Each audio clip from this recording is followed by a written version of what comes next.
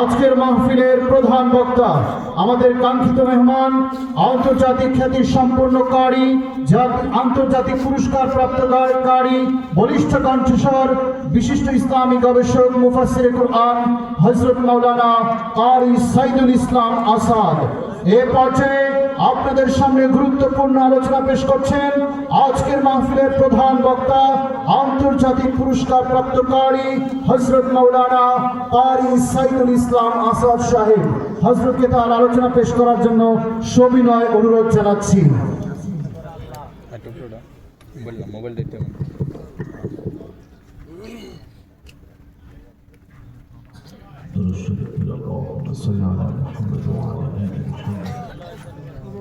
كما صليت على إبراهيم وعلى آل إبراهيم إنك حميد مجيد اللهم بارك على محمد وعلى آل محمد كما باركت على إبراهيم وعلى آل إبراهيم إنك حميد مجيد سبحان الله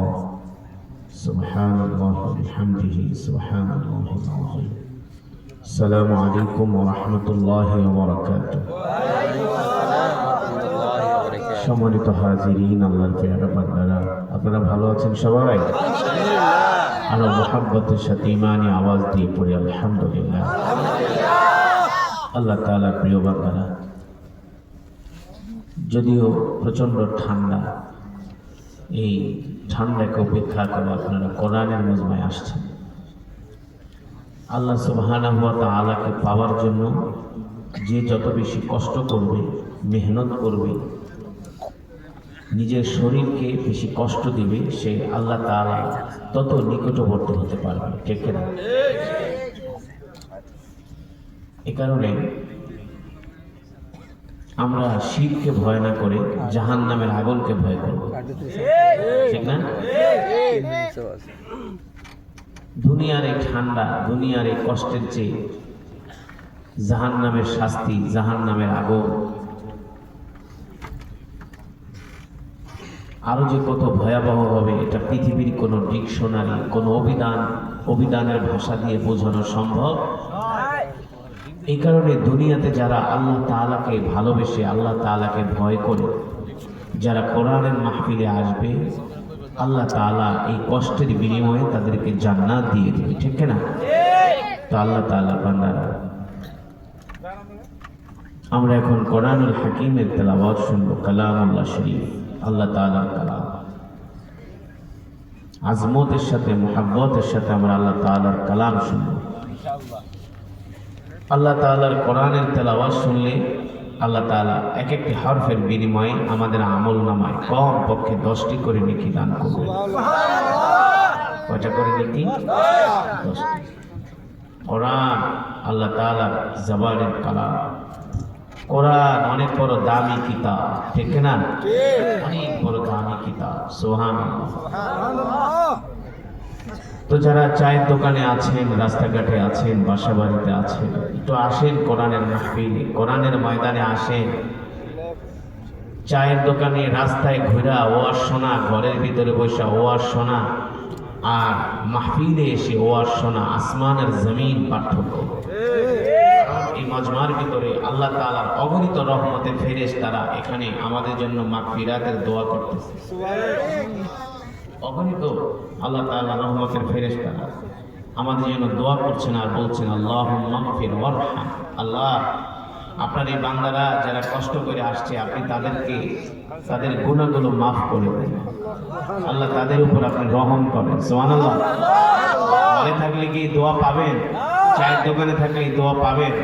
বিশ্বাস করেন, আল্লাহর কসম করে বলেন, এখন তেলাওয়াত শুরু হবে। এই তেলাওয়াত শুরু হওয়ার পরে যদি কোনো মুসলমান চায়ের দোকানে, রাস্তায় বসে থাকে, ওর ইমানের পাওয়ার নাই, ইমান দুর্বল হয়ে গেছে। ইমান দিয়ে জান্নাতে যাওয়া সম্ভব। তোমার ইমান যদি তোমাকে মসজিদে আনতে না পারে, কোরআনের মাহফিলে আনতে না পারে, এই ইমান তোমাকে জান্নাতে নিবে না। এত সোজা কথা, রাইট? দুনিয়াতে যদি মসজিদের আযান শোনার পরে তোমার ঈমান যদি তোমাকে মসজিদে ঢুকাইতে না পারে, এই ঈমান তোমাকে জান্নাতে নিতে পারবে না, ঠিক না? এ কারণে সকলে কোরআনের মজমায় চলে আসে। আল্লাহ তাআলা সকলকে তৌফিক দান করুন। ওই সাউন্ডটা বাড়াও, ওই বক্সের ইকোটা যাবে, ঘোরানো লাগবে। ঠিক আছে, আর বক্সটা ভাই আরেকটু দিয়ে ঘোরা যাবে, বেশি করলে টান দিলে আবার নয়েজ করবো। তোমার মাইন্ড থেকে কোন দেখছিলাম, এই কোন জায়গায় জানছিলে, কোন জায়গায় যাত্রাবাড়ি, সখীপুর, ওই যে দোতলা, ইকোটা বাড়া হয়, ওইটা একটু ঘোরা যাবে, বেশি গেলে আবার নয়েজ করবে।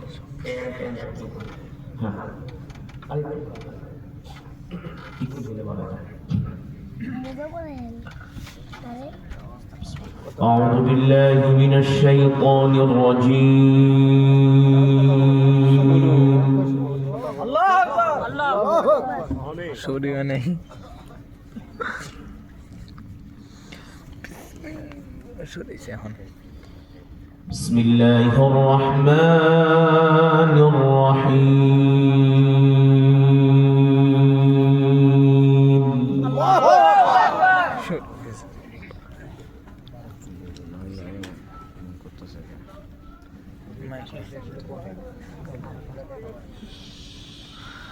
وإذ جعلنا البيت مثابة للناس وأمنا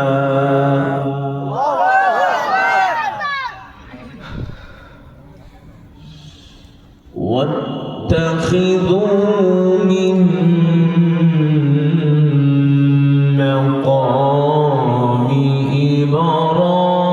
إبراهيم مصلى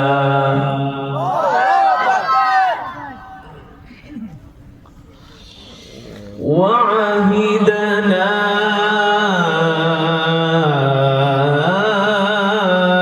إلى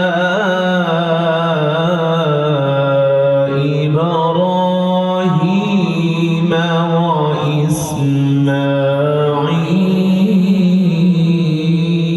وإسماعيل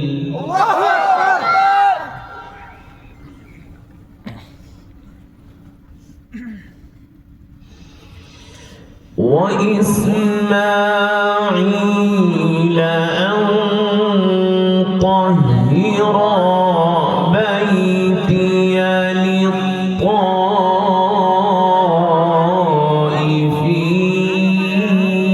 للطائفين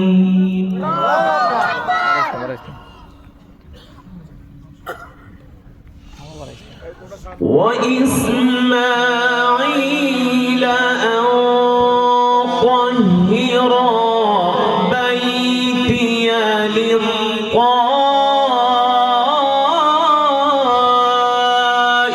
للطائفين والعاكفين والركع السجود.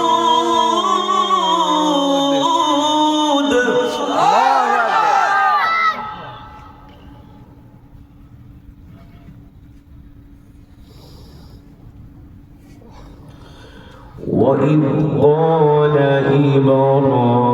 إبراهيم رب اجعل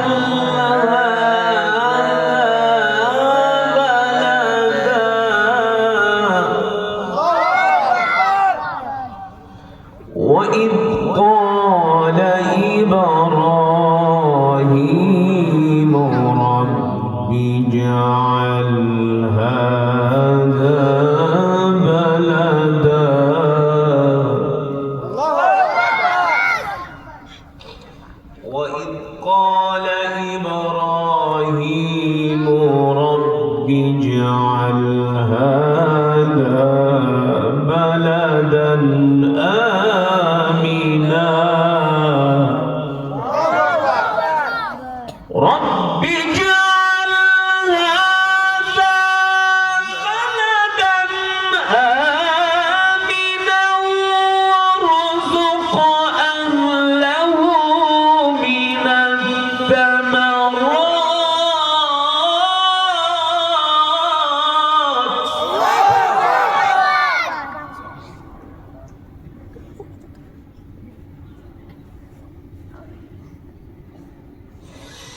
وارزق أهله من الثمرات من آمن منهم بالله واليوم الآخر.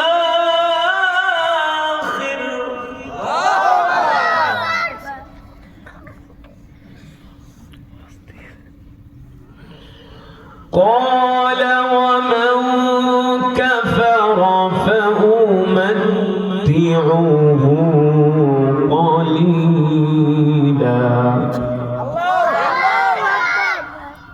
قال ومن كفر فأمتعه قليلا. قال ومن كفر فأمتعه قليلا. قال ومن كفر فأمتعه قليلا ثم أضطره إلى عذاب النار وبئس المصير.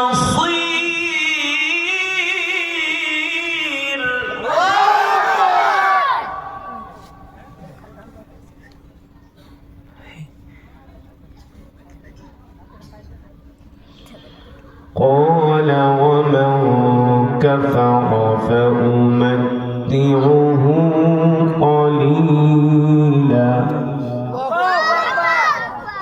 قليلا ثم أضطره إلى عذاب النار وبئس المصير.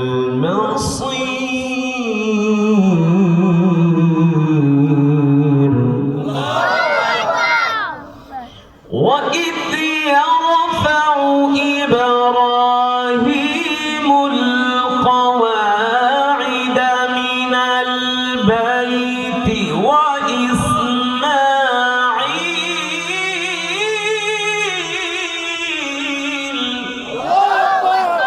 ربنا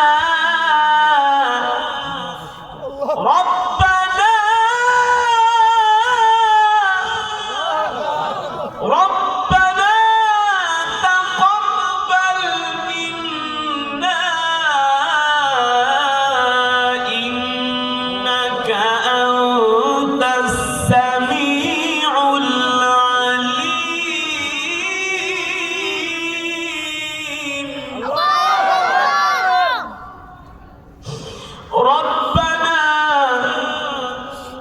ربنا تقبل منا إنك أنت السميع العليم.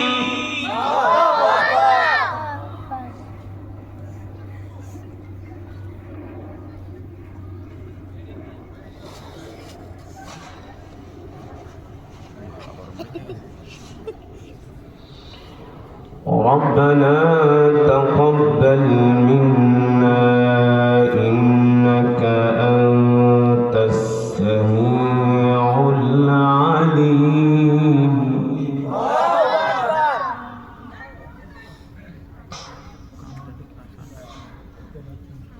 ربنا تقبل منا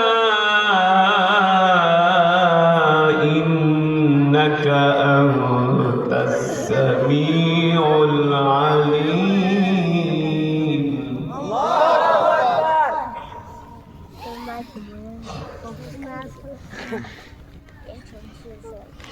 ربنا واجعلنا مسلمين لك ومن ذريتنا أمة مسلمة لك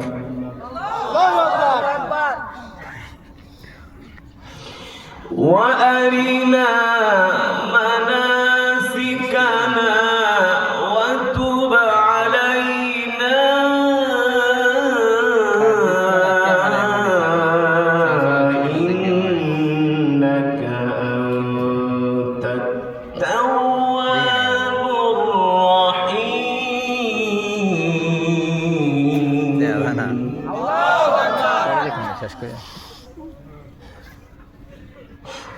ربنا وجعلنا مسلمين لك ومن ذريتنا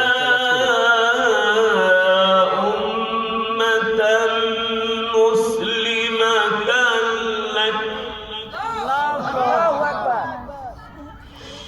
وأرنا مناسكنا وتب علينا إنك أنت التواب الرحيم.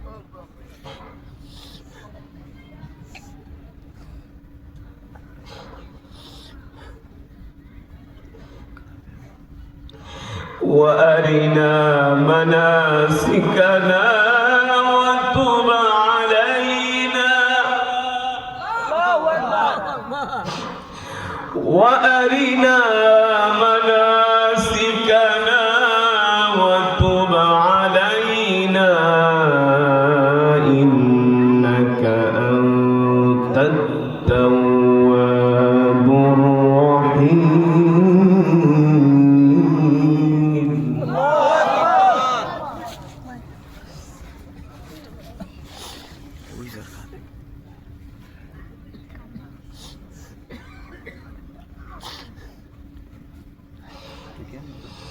ربنا وجعلنا مسلمين لك ومن ذريتنا أمة مسلمة لك وأرنا مناسكنا وتب علينا إنك أنت التواب الرحيم.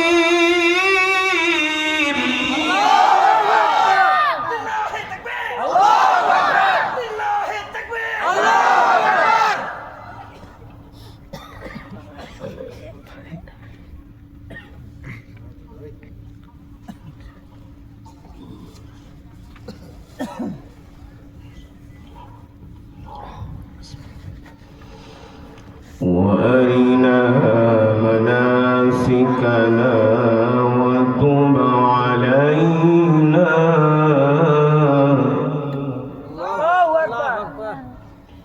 وتب علينا إنك أنت التواب الرحيم.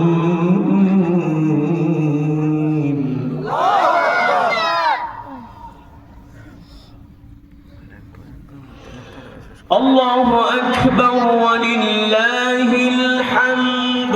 بسم الله الرحمن الرحيم. قل هو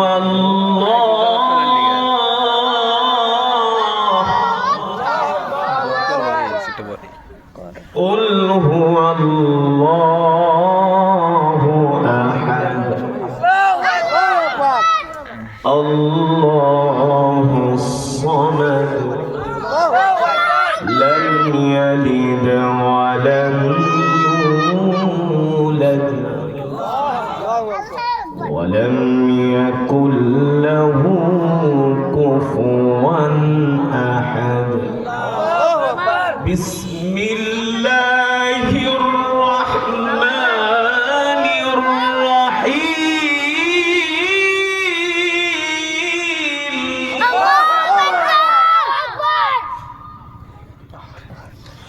بسم الله الرحمن الرحيم. قل هو الله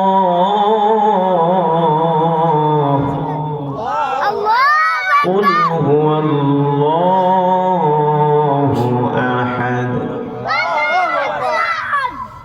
الله الصمد لم يلد ولم يولد ولم يكن له كفوا أحد. بسم الله الرحمن الرحيم. قل هو الله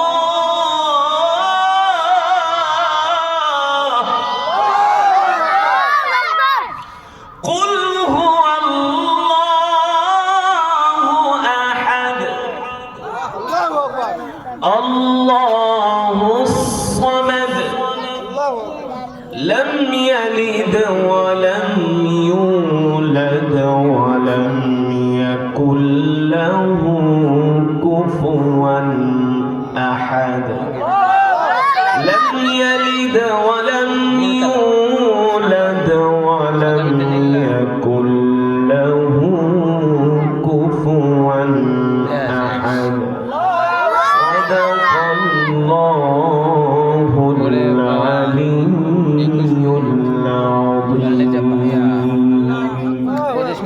সকলেই বলি আলহামদুলিল্লাহ আর ইমানি আওয়াজ দিয়ে পড়ি আলহামদুলিল্লাহ। ইমানদার মুসলমান, সমস্ত প্রশংসা কার জন্য? আল্লাহু আকবার। একমাত্র মহান রব্বুল আলামিনের জন্য, যিনি আমাদেরকে সৃষ্টি করেছেন। ঠিক কিনা মুসলমান? আমাদের সৃষ্টি করেছেন কে? হায়াতের মালিক কে? রিজিকের মালিক কে? আমরা কার গোলাম? এক আল্লাহর গোলাম। ঠিক কিনা?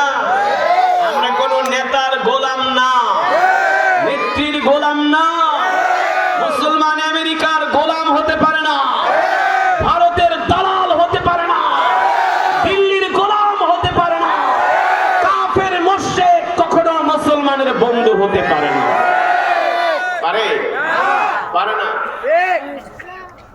আমরা একমাত্র আল্লাহ তাআলার গোলাম।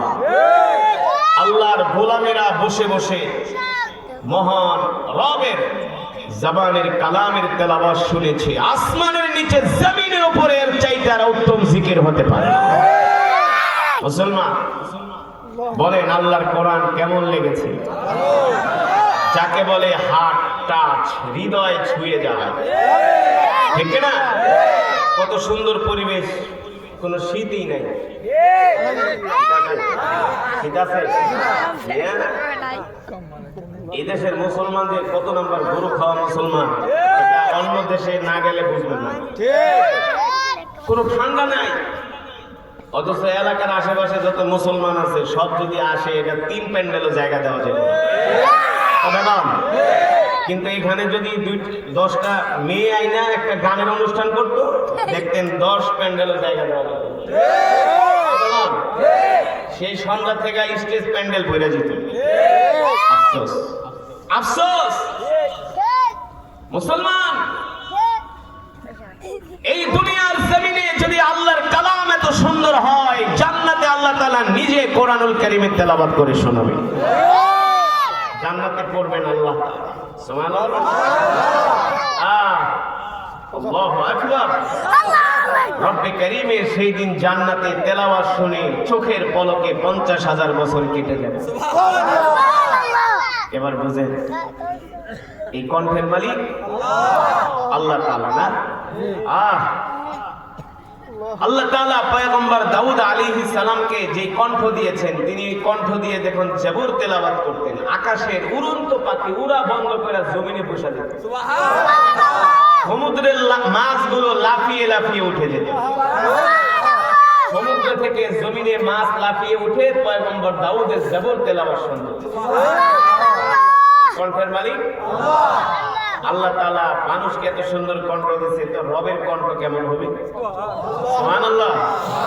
জান্নাতে আল্লাহ তাআলার জবানে কালাম শুনতে চান? কোরআন শুনতে চান? কে হাত উঠান। মাশাআল্লাহ, মাশাআল্লাহ বলেন আল্লাহ। আরো জোরে ডাক দিয়া বলেন আল্লাহ। আমাদের কবুল করে নেন, গুনাহগুলো maaf করে দেন, শেষ মোনাজাত দিয়া যাওয়ার তৌফিক দেন। বলি আমিন। শেষ মোনাজাত দিয়ে যাবেন তো? কি রিকোয়েস্ট? আচ্ছা, ও বলে বয়ান লাগবে। আরে শুরু করছি আমি আর করতে দেন না। আল্লাহ তাআলার প্রিয় বান্দা,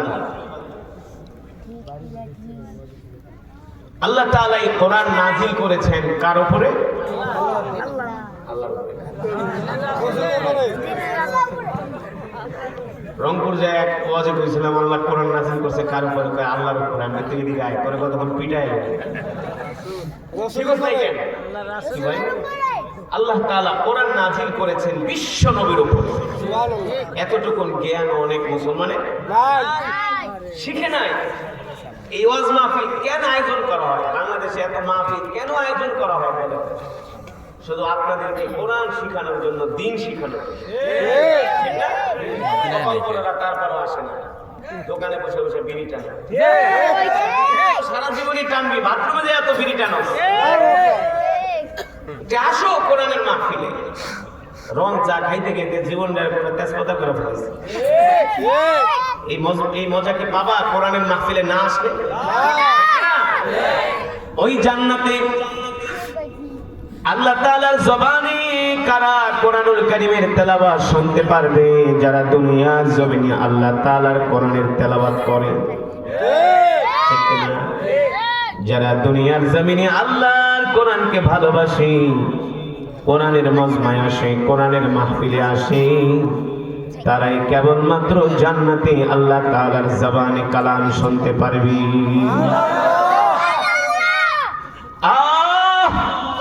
আল্লাহর নবী বলেন, সেই দিন আল্লাহ তাআলা জান্নাতীদের সামনে আল্লাহ তাআলার সমস্ত নূরের পর্দা উঠায় দিবে। চিন্তা করছেন না? আল্লাহ তাআলা সেই দিন ঘোষণা দিবেন, সালামুন কাওলাম মির রাব্বির রহিম। এই জান্নাতীরা, আজকে তোমাদের রবের পক্ষ থেকে তোমাদের জন্য সালাম। সুবহানাল্লাহ বলবেন না? তোমাদের রবের পক্ষ থেকে তোমাদের জন্য সালাম। আজকে আমরা বাংলাদেশের মুসলমানরা কোরআন শুনতে চাই না, কোরআনের মজমায় আসতে চাই না, অথচ মুসলমান এখানে কোরআনের তেলাওয়াত হয়েছে। আমি আল্লাহ তাআলার কোরআন পড়েছি, আপনারা শুনেছেন। আল্লাহ তাআলা কোরআনুল কারীমের মধ্যে বলেন, ওয়াইদা কুরিআল কুরআনু ফাসতামিউ লাহু ওয়া আনসিতু লাআল্লাকুম তুরহামুন। আল্লাহ তাআলা বলেন, নবী হে আমার, আমি আল্লাহ আপনার উপর যে কোরআন নাজিল করেছি, এই কোরআনের যখন তেলাওয়াত হয়, আমার বান্দারা যখন এই কোরআনের তেলাওয়াত শোনে, তখন আমি আল্লাহ তাআলা তাদের উপরে আসমান থেকে রহমত নাজিল করি। আল্লাহ তাআলার রহমত আমাদের উপরে নাজিল হচ্ছে। সুবহানাল্লাহ। আর আমি যখন কোরআনের তেলাওয়াত শুরু করেছিলাম, এত আল্লাহর বান্দারা কিন্তু মাহফিলে ছিল না, অনেকে তেলাওয়াত শুনে শুনে দৌড়ে আসছে। কথা বলেন, দৌড়ে দৌড়ে আসছে। ও আল্লাহর বান্দারা, আমি নিজে বানায়া বলি না, আল্লাহর নবী বলেন আমার বানানো কথা না।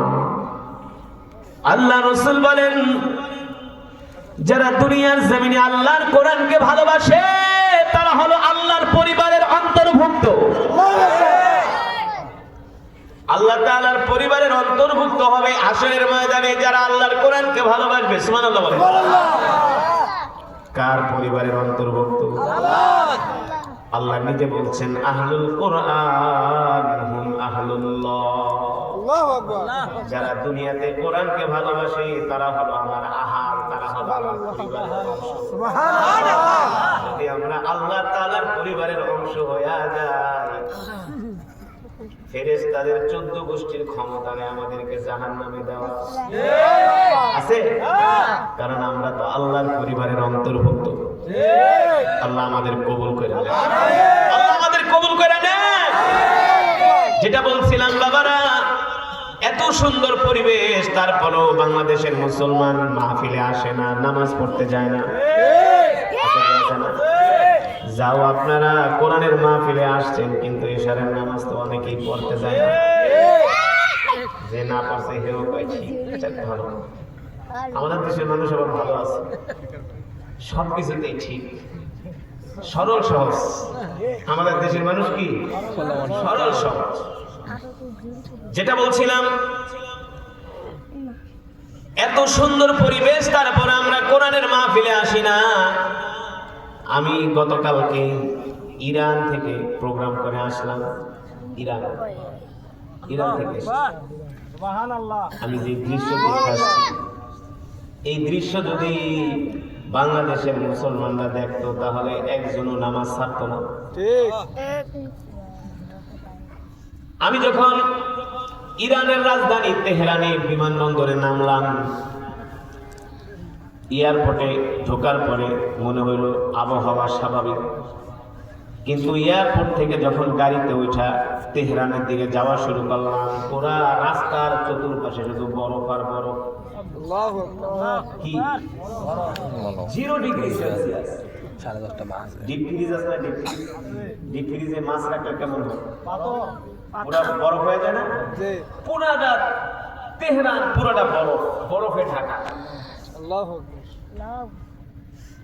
আমার প্রোগ্রামের সময় হলো রাত 10:30। আমি ওদেরকে প্রশ্ন করলাম, তোমরা আমাকে এত টাকা খরচ করে বাংলাদেশ থেকে নিয়ে আসছো, শুধু বিমান ভাড়ায় দিচ্ছে 2.5 লক্ষ টাকা। কত লাখ? 2.5 লাখ বিমানের ভাড়া। ওদের ইরানি প্রায় 25 মিলিয়ন টাকা, 25 মিলিয়ন মানে বাংলা টাকা 25 লক্ষ, ইরানি মিলিয়ন। বাংলাদেশের 1 টাকা ইরানের 300 টাকা, মানে ওদের টাকার মূল্য নাই, কিন্তু ধনী রাষ্ট্র। কি রাষ্ট্র? ইরান এমন একটা রাষ্ট্র যারা আমেরিকা ইসরায়েলের গণায় ধরে, আর আমগো দেশের গোলামরা যায় ওদের পায়ের কাছে পড়ে যায়। ইরান আয়াতুল্লাহ আল খামিনির এমন দেশ, এমন লিডার যে কিনা ট্রাম্পের চোখে চোখ রেখে কথা বলে, আর আমগো গোলাম। সারা পৃথিবীতে ওদের যে অস্ত্র আছে, ইরানের, আমেরিকার পায়জামা নষ্ট হয়ে যায়, ইসরায়েলের পায়জামা নষ্ট হয়ে যায়, নেতানিয়াহু ইরানের ভয়ে প্রস্রাব করে দেয়। এত শক্তিশালী রাষ্ট্র ইরান। 12 দিন ইসরায়েলের সাথে যুদ্ধ হইল না? ইসরায়েল বুঝছে, সারা পৃথিবী বুঝছে যে ইরান কি জিনিস। আর আমগো বাংলাদেশ মোরান টিভি, চাপাবাজি ছাড়া আর কিছুই নাই, রাজনীতির মিথ্যাচার ছাড়া আর কিছুই নাই।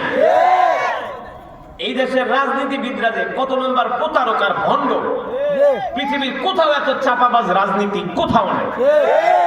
দেশ উন্নয়নের নামে ঘোড়ার ডিম, একটা অস্ত্র কিনতে পারে না, একটা ক্ষেপণাস্ত্র বানাইতে পারে না, যুদ্ধ বিমান এই দেশটাকে যাতে ভারত দখল করতে না পারে। ভারত শুধু সুযোগের অপেক্ষায় আছে, সুযোগ পাইবো বাংলাদেশ দখল করে। একটা অস্ত্র কিনতে পারে না, খালি চাপাবাজি, বাটপার কোথাকার। ইরান আজকে সারা পৃথিবীর পরাশক্তি। কারণ কি? কারণ সেই দেশের মানুষের ইমানের পাওয়ার। যদিও তারা শিয়া, সুন্নিও আছে, ডাবল বেড দেখি। তাদের ইমানের পাওয়ার থাকার একমাত্র কারণ হলো ইরানের ম্যাক্সিমাম মানুষ তারা কোরআন পড়তে জানে। Islamic Republic of Iran, Iran হলো একটা ইসলামী রাষ্ট্র। কি রাষ্ট্র? এই গত 2 সপ্তাহ আগে আমেরিকা ইসরায়েলের এজেন্টরা চাইছিল ইসলামী রাষ্ট্র উঠায় দেবে, বুঝলেন না? সেখানের পতাকায় আল্লাহু আকবার লেখা, ওই পতাকা তারা নামায়া ওই চিল আর শকুন দিয়া পতাকা বানায় সেটা উড়াইছে। ইরানের 15টা মসজিদে আগুন লাগাইছে তেহরানে। ইরানের সরকার 1 রাতের ভিতরে 2000 ব্রাশ ফায়ার করে মেরে গেছে। যে তুমি ইসলামের বিরোধিতা করবা, মসজিদে আগুন দিবা। ওদের এত শক্তি হওয়ার একমাত্র কারণ হলো ইরানের মুসলমানরা আল্লাহর কোরআন পড়তে পারে। দেখবেন অনেক ভিডিওতে তারা কোরআন শুনে কান্না করে, আয়াতুল্লাহ আলী খোমেনি কোরআন শুনে কান্না করে। আর আমাদের দেশের যারা প্রেসিডেন্ট ওরা ঠিক মতো সূরা ফাতিহাই পড়তে পারে। এই কারণে সবগুলা চোর, দিন নাই ধর্ম নাই, ঠিক না? তারপরেও মাশাআল্লাহ দেখতেছি তারেক রহমান নামাজ টামাজ পড়ে, দেখলাম মাশাআল্লাহ ভালো দেখলাম, নামাজ কালাম করছেন, দেখলাম বিবারিয়ার এক সমাবেশে। ভালো, এটা বাংলাদেশের রাজনীতিতে একটা ইতিবাচক, ঠিক না?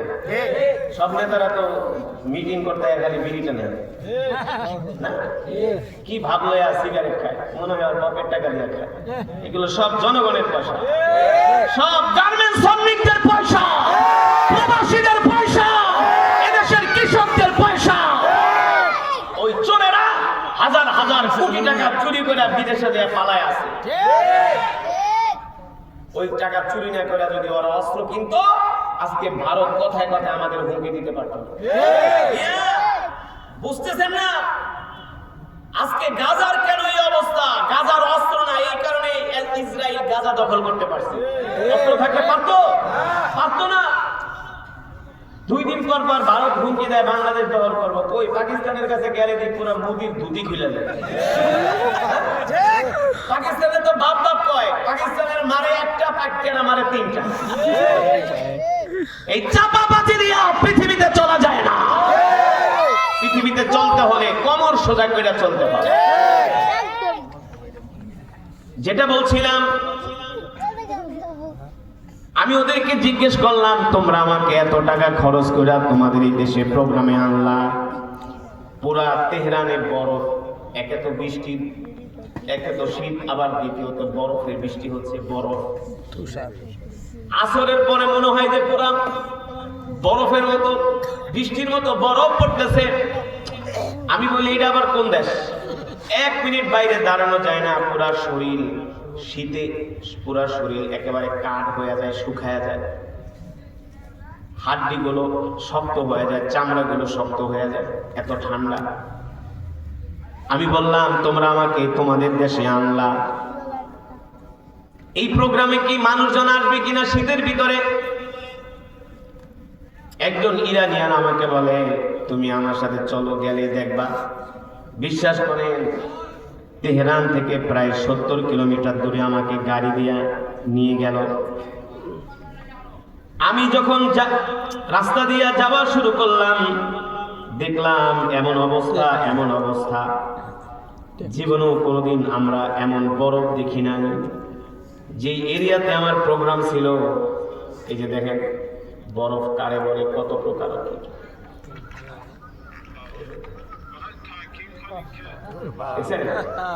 বরফ কি বরফ না? এই বরফ যদি বাংলাদেশে পড়তো, আপনাকে পিঠায় আনন্দ দিত না? বিরিয়ানি পটলা দিয়ে আইতেন না? কিন্তু বাবা বিরিয়ানি বাসায় দিয়ে যায়, খাতার ভিতরে বসে খাই, কম্বলের। দেখাই দিলাম আপনাদেরকে। কিন্তু আমি যেখানে প্রোগ্রামে গেলাম, বিশ্বাস করেন, প্রোগ্রামে ঢোকার পরে আমার পুরা ধারণাই পাল্টে গেল। দেখলাম হাজার হাজার ইরানিয়ানরা, তারা তাদের ছোট ছোট বাচ্চাদেরকে বোরকা পরায়া, শীতের কাপড় পরায়া, তাদেরকে কোরআনের মাহফিলে নিয়ে আসছে।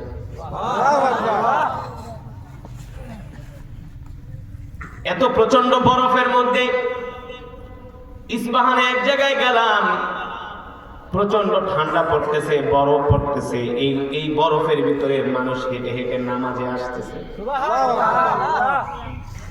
ও মুসলমান, আল্লাহ তাআলার হুকুম মানতে যায় কোনো অজুহাত খাটে না। যারা অজুহাত দেয় তারা কখনো মুমিন হতে পারে না। ঠিক কিনা বলে? আল্লাহর বান্দারা, আল্লাহ তাআলা এই কোরআন নাজিল করেছেন বিশ্বনবীর উপরে। বিশ্বনবী রাহমাতুল লিল আলামিনের উপরে আল্লাহ তাআলা কোরআন নাজিল করেছেন। আমরা যদি ওই বিশ্বনবী রাহমাতুল লিল আলামিনকে যদি আমরা ভালোবাসতে চাই, ওই বিশ্বনবীকে যদি আমরা আমাদের জীবনের চেয়েও, আমাদের প্রাণের চেয়েও যদি বিশ্বনবীকে ভালোবাসতে চাই, তাহলে আল্লাহ তাআলার হুকুম আমাদেরকে মানতে হবে। ঠিক কিনা বলে? বিশ্বনবী রাহমাতুল লিল আলামিন, যার উপরে আল্লাহ তাআলা কোরআন নাজিল করছেন, ঠিক কিনা? সেই নবীকে আল্লাহ তাআলা কোরআন দিয়া পাঠাইছেন আর বলছেন, নবী, আমি আল্লাহ আপনার উপর যে কোরআন নাজিল করেছি, আপনি আপনার উম্মতদেরকে বলেন, আমার বান্দাদেরকে বলেন, তারা যাতে কোরআন অনুযায়ী তাদের জীবনকে পরিচালনা করে। আমরা কি কোরআন অনুযায়ী চলি? সমাজের কয়জন মানুষ 5 ওয়াক্ত নামাজ পড়ে? 5 ওয়াক্ত নামাজ পড়ে না, হালাল খায় না, হারাম খায়, সুদ খায়, ঘুষ খায়, মিথ্যা কথা বলে। কথা বল। অথচ আপনার আমার কলিজার টুকরা বিশ্ব নবী রহমাতুল লিল আলামিন, আল্লাহ নবী রহমাতুল লিল আলামিন 63 বছর জিন্দেগিতে কোনোদিন মিথ্যা কথা তো দূরের কথা, আল্লাহ রাসূলের জবান দিয়ে একটা অসার কথাও বের হয় না। ঠিক না? এমন একজন নবী আমরা পেয়েছি যেই নবীর উম্মত হবার জন্য আগেকার পয়গম্বররা পর্যন্ত আল্লাহ তাআলার কাছে দরখাস্ত করেছে, কিন্তু আল্লাহ তাআলা বিনা দরখাস্তে আপনাকে আমাকে বিশ্ব নবীর উম্মত বানাই। টাকা আছে আর কিছু মুসলমান, তুমি জানো না বিশ্ব নবীকে শুধু মানুষরাই ভালোবাসে না, বনের পশুরা পর্যন্ত বিশ্ব নবীকে ভালোবাসে। তুমি তো বিশ্ব নবীর উম্মত হয়ে রাসূলের সুন্নাত মানো না, না রাসূলের আখলাক, রাসূলের চরিত্র আমাদের মাঝে নাই, রাসূলের আদর্শ আমাদের মাঝে নাই। অথচ বিশ্ব নবী রহমাতুল লিল আলামিনের জন্য জঙ্গলের প্রাণীগুলো তার জন্য পাগল, বিশ্ব নবীর জন্য জঙ্গলের প্রাণীরা পর্যন্ত পাগল। সিরাতের কিতাবের মধ্যে আসছে বনু সালামা গোত্রের একজন লোক, মদিনায় তার একটা খেজুরের বাগান ছিল। কি ছিল? দেখেন আল্লাহ রাসূলকে যে আমি বললাম বনের পশুরা পর্যন্ত আল্লাহ নবীর কথা শুনতে আল্লাহ রাসূলকে ভালোবাসে। বনের বনের 30 টাকা নাও, বনু সালমা গোত্রের একজন লোক, 30 টাকা বেজনে মদিনায় তার একটা খেজুরের বাগান ছিল। কি ছিল? জোরে বলেন। খেজুরের বাগান ছিল। ওই লোক খেজুরের বাগানে একটা উট লালন পালন করতেন, একটা উট তিনি পালতেন। ওই উটের কাজ ছিল উটের পিঠে করে কূপ থেকে পানি এনে খেজুরের বাগানে, খেজুর গাছে গোড়ায় পানি দিতেন, আঙ্গুরের বাগানে পানি দিতেন, ওই উটের পিঠে করে পানি বহন করে। একদিন বনু সালামার গোত্রের ওই লোক উটের পিঠে পানি যখন উঠায় দিল, উট তার পিঠে পানি বহন করতে রাজি হলো না, উল্টা উটের মালিককে উট গেল তার গায়ে আঘাত করার জন্য। সে তার পিঠের ভিতরে পানির বোঝা উঠায় দেয়, পানির বোঝা তো বহন করে না, উল্টা উটের মালিককে যায় আক্রমণ করে, কামড় দেয়, তার উপরে উট চড়াও হয়। মনে করছি উটের মালিক হয়তোবা উটের শরীর খারাপ, এই কারণে আমার সাথে এমন আচরণ করতেছে। সেই দিন আর তিনি উটের পিঠে পানি দিলেন না, পানির বোঝা চাপায় দিলেন না, উটকে বাগানে এনে বিশ্রাম করতে দিলেন। তারপরের দিন আবার উটকে নিয়ে গিয়েছেন, উটের পিঠে পানির বোঝা দিবে, কিন্তু আজকে উট পানি নিতে অস্বীকৃতি জানায়। উটের মালিক যখন তার পিঠের ভিতরে পানির বোঝা চাপায় দেয়, আবার ও উট তাকে আক্রমণ করার জন্য যায়। শুধু আক্রমণ করার জন্য যায় না, উট বাগানের যেই দরজা, যেই গেট, ওই গেটের সামনে উট বসে থাকে। বাগানের খেজুরগুলো পেকে গিয়েছে, ওই খেজুর পাড়ার জন্য ওই বাগানের ভিতরে মানুষগুলো যখন প্রবেশ করে, উট কাউকে প্রবেশ করতে দেয় না, যাকে দেখে তাকেই কামড় মারে। উটের দাঁত দেখছেন? উটের দাঁত, উটের দাঁত অনেক বড় বড়। উট কাটা পর্যন্ত খেয়ে ফেলে। উট মরুভূমিতে একটা গাছ আছে, কাঁটাযুক্ত গাছ, সেই গাছ উট খেয়ে ফেলে। উট যদি একদিন পানি পান করে, সেই পানি উট 40 দিন পর্যন্ত পানি স্টকে জমা রাখে। অর্থাৎ একদিন পানি খাওয়াই দিবেন, ওরা 40 দিন পানি খাওয়া লাগবে না। ওই যে পেটে নিয়ে পানিটাকে স্টক করে রাখে, সেখান থেকে অল্প অল্প করে খায়। আল্লাহ তাআলা কোরআনুল কারীমের মধ্যে বলছেন, আফালা ইয়ানজুরুনা ইলাল ইবলি কাইফা খুলিকাত। এই উটের মধ্যেও তোমাদের জন্য শিক্ষা আছে। কি আছে? তোমরা উট থেকে শিক্ষা নাও। উটকে বলা হয় মরুভূমির জাহাজ। বলা হয় কি? জাহাজ। এখনো আরবে উট দিয়া বোঝা বহন করে। এখন উট এমন একটা প্রাণী যারা কিনা ঠান্ডার ভিতরে, বরফের ভিতরে বাঁচতে পারে, গরমের ভিতরে। আমরা যখন সৌদি আরব, অনেক আরব রাষ্ট্রে যাই, দেখি এত গরম, প্রায় 50 ডিগ্রি সেলসিয়াস, একটা ডিম ভেঙে রাস্তায় পিচের ভিতরে দিলে সাথে সাথে ডিম পোস হয়ে যায়, ফ্রাই হয়ে যায়। সেই মরুভূমির মধ্যে দিয়ে উট দিব্যি চলতেছে। সুবহানাল্লাহ। কে সৃষ্টি করেছে? আল্লাহ। আল্লাহ তাআলার যে কত ক্ষমতা না, তার যে কত ক্ষমতা, তিনি যে কিভাবে পৃথিবীটা সৃষ্টি করেছে। সুবহানাল্লাহ বলেন। এগুলো এই কারণেই আল্লাহ তাআলা কি বলছেন, কুল সিরু ফিল আরদ, তোমরা আমার জমিন ভ্রমণ করো। আমার জমিন কি করো? ভ্রমণ করো। জমিন ভ্রমণ করলে, পৃথিবী ভ্রমণ করলে আল্লাহর নিদর্শন দেখা যায়, ঈমান বেড়ে যায়। ঠিক কিনা বলেন?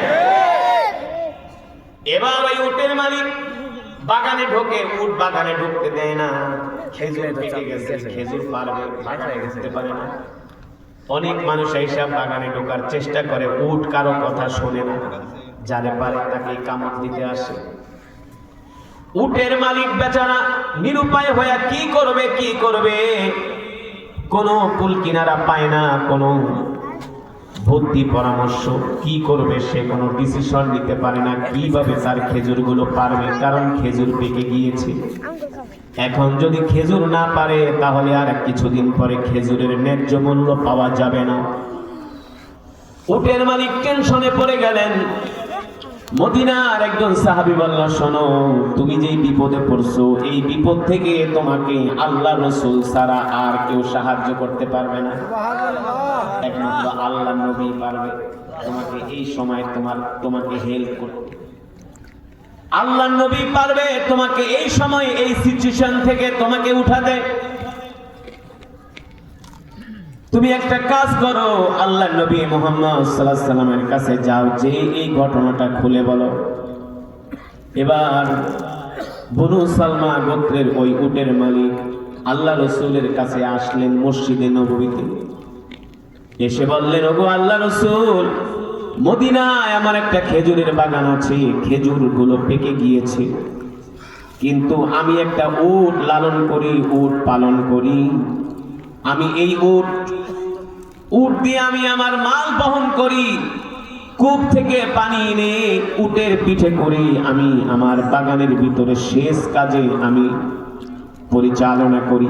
আমি আমার বাগানের যত গাছ আলে গাছের গোড়ায় আমি এই উটের পিঠে বহন করে পানি এনে আমি গাছের গোড়ায় ঢালি, আমি আমার ফসল ফলাই।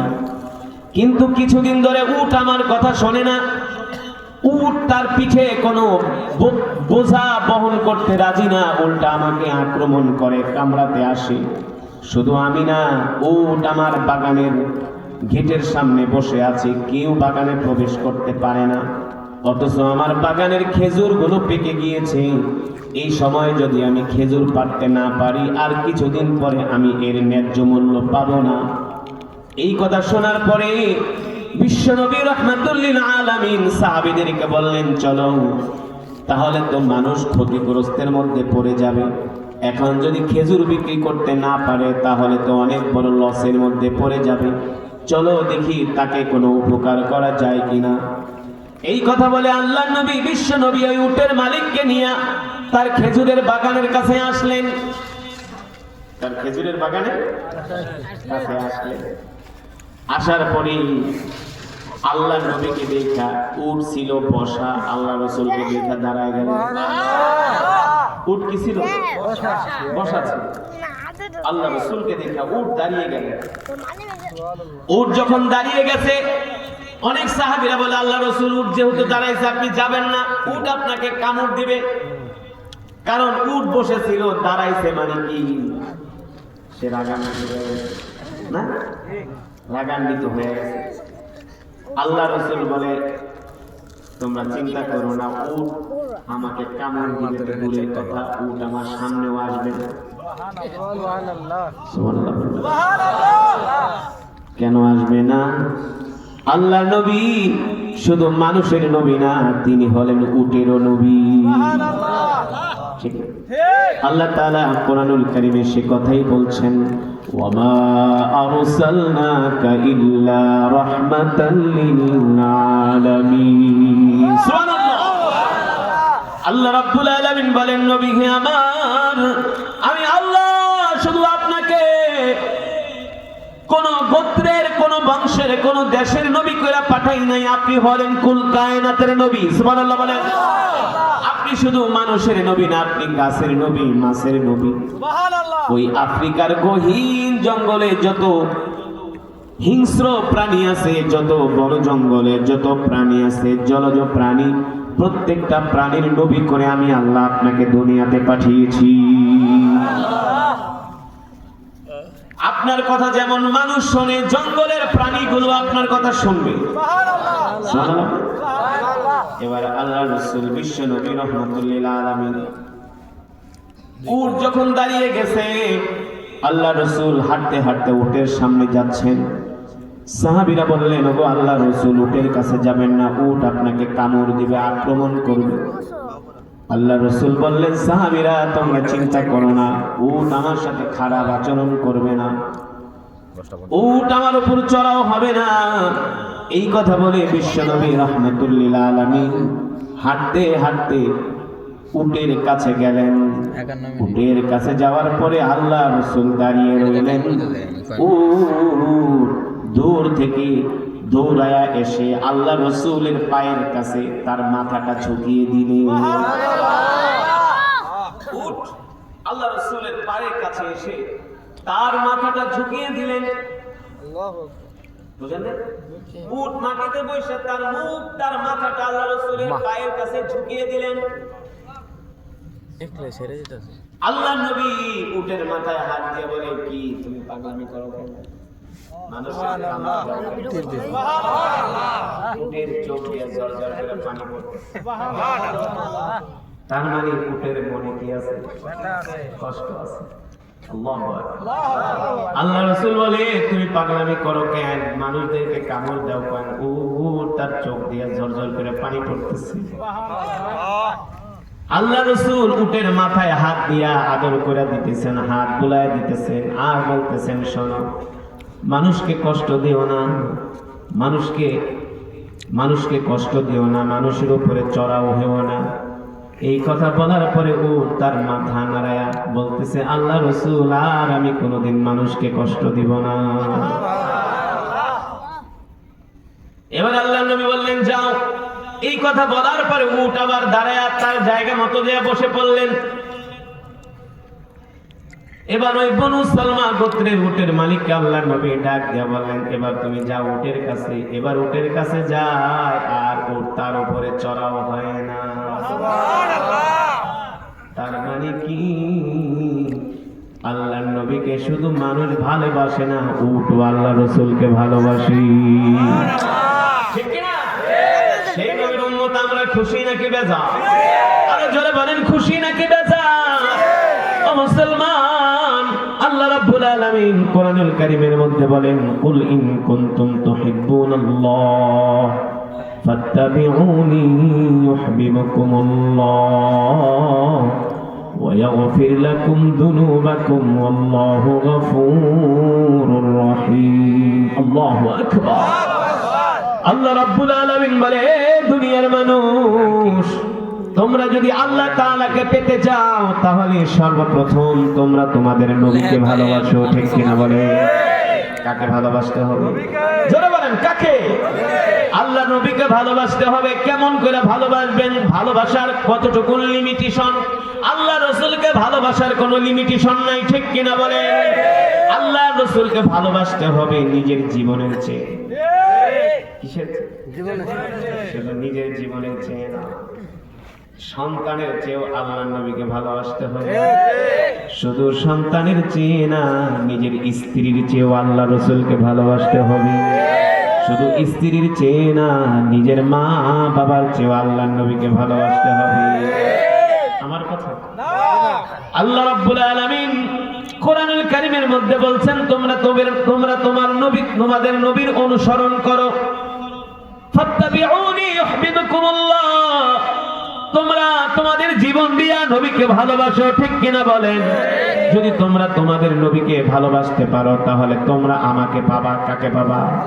আল্লাহ তাআলা বলছেন, যদি তোমরা তোমাদের নবীকে ভালোবাসো তাহলে তোমরা আল্লাহ তাআলার নৈকট্য পাবা। তার মানে আল্লাহ রাসূলকে ভালো না বাসলে আল্লাহ তাআলাকে পাওয়া যাবে না। তাহলে আমরা আল্লাহ নবীকে ভালোবাসবো তো জোরে বলেন কিসের মাধ্যমে ভালোবাসবো জিলাপি খায়া মিলাদ কইরা তাহলে কি আল্লাহ রাসূলের সুন্নাত মেনে ঠিক কিনা বলেন কি মেনে সুন্নাহ মান আহাব্বা সুন্নতি ফাকাদ আহাব্বানি ওয়া মান আহাব্বানি কানা মাই ফিল জান্নাহ আল্লাহ নবী বলে উম্মত তোমরা আমাকে ভালোবাসবা ভালোবাসার প্রমাণ হলো আমার সুন্নাত তোমাদেরকে জিন্দা করতে হবে এক্সট্রা মেমরি বড় আল্লাহ রাসূলের সুন্নাত কি আল্লাহ রাসূলের সুন্নাত হলো এক মুসলমান আর এক মুসলমানকে সালাম দিবে কি দিবে আফসুস সালাম ওয়া আতঈমুত তাআম দীনুল কালাম সুবহানাল্লাহ বলে বর্তমানে সমাজের ভিতর থেকে সালাম উঠে গেছে কথা বল এখন আর মুসলমানকে সালাম দিতে চায় না আবার কিছু মানুষ আছে একটু টাকা পয়সা হয়ে গেছে এখন আর সালাম দিলে উত্তরও দেয় না সালাম দেয় কোনো অনুভূতি না জি আসসালামু আলাইকুম না ওয়ালাইকুম সালাম কয় না কয় না বলে তুই বেটা গরিব মানুষ তোর সালামের উত্তর কি নিমু ঠিক অথচ আল্লাহ রাসূল বলছেন যদি তোমাকে কেউ সালাম দেয় তার সালামের উত্তরটা হাসি মুখে নিবা ঠিক না কেউ যদি আপনাকে সালাম দেয় হাসি মুখে বলবেন ওয়া আলাইকুমুস সালাম সুবহানাল্লাহ সালাম আল্লাহ রাসূলের এমন একটা সুন্নাত একমাত্র এই সালাম দিয়াই এই জমিনে শান্তি প্রতিষ্ঠা করা যায় যাইতে যায় না সালাম দিলে অন্তরের অহংকার দূর হয়ে যায় অহংকারীরা কখনো সালাম দেয় না দেয় অহংকারীরা সালাম দিতে চায় না তারা সম্পদের অহংকার করে ক্ষমতার বড়াই দেখায় সালাম দেয় না সালাম নেও না ঠিক কিনা বলে অহংকার করো না অহংকারী আল্লাহর জান্নাতে যাবে না ঠিক কিনা আপনার শত্রুকেও যদি আপনি একদিন 2 দিন 3 দিন সালাম দেন 10 দিন সালাম দেওয়ার পরে শত্রু বন্ধুতে পরিণত হয়ে যায় আমি বিদেশে গেছি মালয়েশিয়াতে প্রোগ্রাম এক যুবকের বাড়ি মাদারী হুজুর দুঃখের কথা আপনারে কি কমু আমার কপাল পুড়ে গেছে কি কয় ওই কপাল তো ঠিক আছে না হুজুর আমার কপাল পুড়ে গেছে হুজুর আমার জীবন তেজপাতা হয়ে গেছে কি হইছে কয় হুজুর আমার বউ আমার কথা শোনে না আমার বউ আমার কথা শুনে না হুজুর 18 ঘন্টা ডিউটি করে পয়সা কামায় টাকা পাঠায় বউ ভালো ব্যবহার করে না আমাদের কারণ কি কেন তোমার স্ত্রী তোমার কথা শোনে না তুমি তোমার স্ত্রীর সাথে কেমন ব্যবহার করো তারে ফোন দিয়ে কি কোনোদিন সালাম দিছো আগে ফোন দিয়ে কি করবা আসসালামু আলাইকুম বেগম সাহেব আপনি কেমন আছেন এমন একটা সুন্দর আচরণ যদি স্ত্রীর সাথে করে তুমি মিয়া স্বর্ণে চেন দিলে যে খুশি হইব তার চাইতে কথায় তুমি তার মন জয় করে ঠিক না তুমি স্ত্রীর ফোন দিয়ে কেমন আছোস ফোন ধরছ না কা কোথায় যাস ভাত ফুটাইছস কে জাল বেশি দিছস কে লবণ কম দিছস কে তোমার স্ত্রীর মনে মনে কে জাল তো দিছি তোর একটু পরে আমার জাল খাওয়ানো ওরা একদম ডাইরেক্ট করে ফেলবে হ্যাঁ ঘরের দরজায় এসে খোল দরজা খোল ধমক কই যাস এটা আল্লাহ রাসূলের সুন্নাহ না ঠিক কিনা বলেন ঘরের দরজায় এসে আল্লাহ রাসূল বলছেন প্রথম সালাম দিবা ঠিক আসসালামু আলাইকুম আসসালামু আলাইকুম কাশি দাও ঘরের দরজায় এসে আঘাত করবে না কিছু মানুষ আছে ঘরের দুয়ারে যায় একবার না খুললে 2 বার লাথি মারা শুরু করে আরে বোকা সে তো বাথরুমে থাকতে পারে কোনো জরুরি কাজেও এই কারণে একবার সালাম দিয়া দরজা নক কইরা দাঁড়াও ইসলাম কত সুন্দর না দাঁড়িয়ে অপেক্ষা করো ওয়েট করো দেখো সে আসে কিনা 1 মিনিট অপেক্ষা করার পরে যদি আবার নক হলে আবার সালাম দাও আবার নক করো ঠিক কিনা আমি ওই যুবককে বললাম শোনো ফোন করে স্ত্রীর ধমক দিবা না ফোন করে আগে সালাম দিবা সালাম দাও যাও তুমি তোমার স্ত্রীর সাথে এইভাবে সুন্দর করো আর নরম ভাষায় কথা বলবা কথা বলবা স্ত্রীকে ধমক দিবা আমার ঠিক আমি আবার তার পরের বছর ওয়াজ মাহফিলে গেছি, যাওয়া যায় তার সাথে আমার 4 জিবি এমবি আমি ফুল বললাম, একবারে তোমার 4 জিবি ফুল হইছে। কেমন চলতেছে? এটা 64 হুজুর জিবি। বিশ্বাস করে জিবি। আমি আমার এটা স্ত্রীকে RAM কয়েকদিন সালাম দেওয়ার পরে পুরো ফুল আমার ধরো স্ত্রী না। কয় তুমি মানুষ নাকি ফেরেশতা? তুমি এত ভালো করতে কোনটা ফুল হয়ে গেছে। এত ভালো করছে কে বলা? আছে না কিছু মানুষের ব্যবহার ভালো, কর্কশ আচরণ না, কথায় কথায় গালি দেয়, কি করে যাতে অজাতে গালি দেয়। আছে না?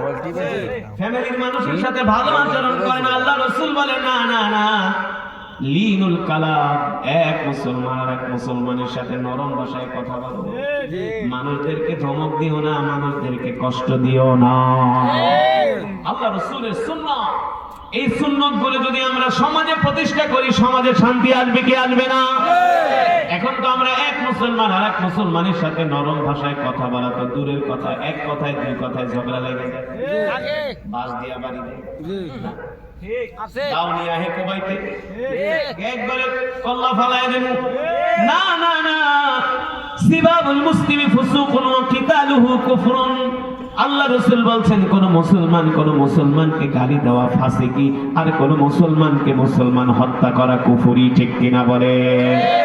এবার আপনাদেরকে বললাম, আল্লাহ রাসূলের এই সুন্নাত গুলো যদি আমরা মানি, সমাজে শান্তি আসবে কি আসবে না?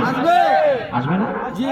এই যে দেখেন, বাংলাদেশের মানুষ এমনি সালাম দেয় না দেয়, নেতারা সালাম দিতে পারে না পারে, কিন্তু বাংলাদেশের সালামের একটা মৌসুম আছে। হ্যাঁ? এই তো মাশাআল্লাহ, সালামের কি আছে? ওই সময় কাড়া আকাড়া নাই, কাড়া যারে পায় ওরে সালাম দেয়। কারণ কি? ये हाल तेरा जाल है, मकसूद तेरा माल है, ये अजीब तेरा चाल है, ঠিক কিনা বলেন? জানে একবার সালাম দিতে, সালাম দিয়া কোন রকম ক্ষমতা পাইলেই তো মাল আর মাল। এই কারণে যারে পায় তারে কি করে?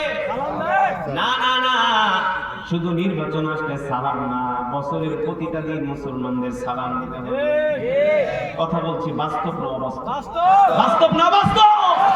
আমরা সালাম দিব তো, ছোট বড়কে সালাম দিব, বড় ছোটকে সালাম দিব, ধনী গরিবকে সালাম দিব, গরিব ধনীকে সালাম দিব, অফিসের বস তার কর্মচারীকে সালাম দিবে, কর্মচারী তার বসকে সালাম দিবে। কার সুন্নাহ? আল্লাহ রাসূলের সুন্নাহ। এই সুন্নাহ যদি আমরা মানি, আমাদের সমাজে শান্তি আসবে ইনশাআল্লাহ। বিশ্বাস করেন? পৃথিবীর কোনো আইন দিয়া সমাজে শান্তি প্রতিষ্ঠা করা যাবে না। এই সমাজ থেকে মারামারি, কাটাকাটি, হানাহানি, হিংসা, বিদ্বেষ দূর করা যাবে না, একমাত্র আল্লাহ রাসূলের সুন্নাত ছাড়া, আল্লাহ রাসূলের আদর্শ ছাড়া। ঠিক কিনা বলে? কথা সঠিক নাকি ব্যাঠিক? সঠিক। এই যে স্বাধীনতার 50 বছরে পাশে শান্তি প্রতিষ্ঠা করে চুরি, ডাকাতি, দুর্নীতি, ঘুষ, সন্ত্রাস কোনো কিছুই বন্ধ হয় না। কিন্তু আল্লাহর জমিনে যদি আল্লাহর কোরআনের আইন বাস্তবায়ন করেন, আল্লাহ রাসূলের সুন্নাহ মানেন, দেখবেন সমাজে শান্তি চলে আসবে। রাজি আছেন আল্লাহ রাসূলের সুন্নাত গুলো মানবেন? ইনশাআল্লাহ। রাজি আছেন ইনশাআল্লাহ? কে কে রাজি আছেন? হাত উঠে আল্লাহ। নারায়ে তাকবীর, নারায়ে তাকবীর। আল্লাহ আমাদের কবুল করেন। আমিন। মাশাআল্লাহ, মাশাআল্লাহ, মাশাআল্লাহ। আমরা আল্লাহ রাসূলের সুন্নাত গুলো মানব। তাহলে আজকের মাহফিলে এসে আপনারা খুশি রেখে যাবেন। আপনাদেরকে আমরা আর কষ্ট দিব না, তবে মোনাজাত না দিয়ে কেউ উঠবেন না। উঠবেন না তো? আর দোয়া হুয়াল ইবাদাত, দোয়াটা হলো ইবাদত। দোয়াটা হলো কি? ইবাদত, অনেক বড় ইবাদত। শুনেন, একটা কথা বলি, একটু কান খারাপ করে শুনেন। যেই জায়গায় দোয়া দেখবেন, দোয়া খাওয়া ছেড়ে দিবেন, দোয়া ছাড়বেন না। কারণ দোয়া যদি কবুল হয়ে যায়, আল্লাহ জান্নাত দিয়ে দেবে। সুবহানাল্লাহ। জান্নাতে যেতে বলার কোনো চিন্তা আছে? এই কারণে সব ছেড়ে দিব, মাগার দোয়া ইনশাআল্লাহ আল্লাহ তাআলা আমাদের কবুল করুন, বলি আমিন। যদি আজকে মাহফিলে এসে আপনারা খুশি হন, তাহলে আজকে যে মসজিদের উদ্যোগে মাহফিল, মধ্য ভাওপাড়া জামে মসজিদের উদ্যোগে আজকের এই মাহফিল, তো মাহফিলে মসজিদের কিছু উন্নয়নের কাজ বাকি আছে। মসজিদের টাইলস লাগাতে হবে। আমার আগে যে বক্তা কালেকশনের টাইম ওই গজল গায়া শেষ করে দিয়েছে। সব বক্তার একটা টাইম দিয়ে দেয়। আমরা তো যে আপনি এই সময় ভিতরে ওয়াজ শেষ করেন, খালি আজ এদিক যাই ওদিক যাই, কথা কয়, গল্প করে। তো যাই হোক, এখন মাহফিলের মসজিদের কিছু কাজ বাকি আছে। আল্লাহর ঘর কি কাজ বাকি থাকতে পারে? থাকতে পারে? এই ভাই ওঠাউঠি করো না, বসো। কেউ ওঠাউঠি করবেন না, একটু বসেন বসেন, আল্লাহ বসেন। আমরা 5 মিনিটে মোনাজাত দিয়ে দিই। তো কেউ আসেন এই টাইলস করার জন্য?